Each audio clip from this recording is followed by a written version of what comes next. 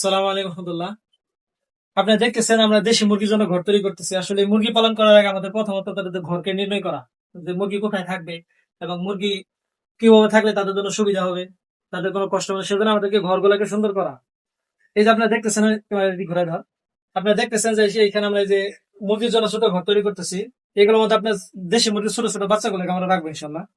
এখানে আপনার এই দেশি মুরগি রাখার জন্য আমরা ধোয়ার সিস্টেম করছি। এখানে আপনার নিচে যে মল গুলো থাকবে, মল গুলো এখানে এই যে ডয়ার থাকবে, ডয়ারের ভিতর থেকে আপনার এই ডয়ার বের করে নিয়ে আসলে মল গুলো বের আসবে। আর এখানে আমরা একটা ইচ্ছা দিয়ে দিব খাসির মতো করে, আপনার এই কাবারি বা কলিসা দিয়ে দিব। এখানে আপনার মুরগি থাকবে আর কি। আমরা 3টা স্টেপ করছি এখানে। আপনার চাইলে আপনারা নিজেরা আপনাদের বাসা বাড়িতে যাদের কার্ড আছে বা আপনাদের পর্যাপ্ত কার্ডের সমস্যা নাই, আপনার চাইলে আপনাদের নিজেরাই এই দেশি মুরগির ঘর তৈরি করতে পারেন। তো আপনার সাথে থাকবেন, আমরা ইনশাল্লাহ সামনে আরো এই সকল আপডেট নিয়ে আসবো। আর সবচেয়ে বড় কথা হচ্ছে দেশি মুরগি পালন করার জন্য আপনাদের সবচেয়ে প্রথম যে কাজটা, সেটা হচ্ছে যে তাদেরকে খাবার খাওয়ানো এবং তাদের আপনার এই দেশি মুরগি কোথায় থাকবে এই বিষয়গুলো সবচেয়ে ভালো আগে নির্ণয় করা। তো আপনাদের সবাইকে অসংখ্য ধন্যবাদ। আপনার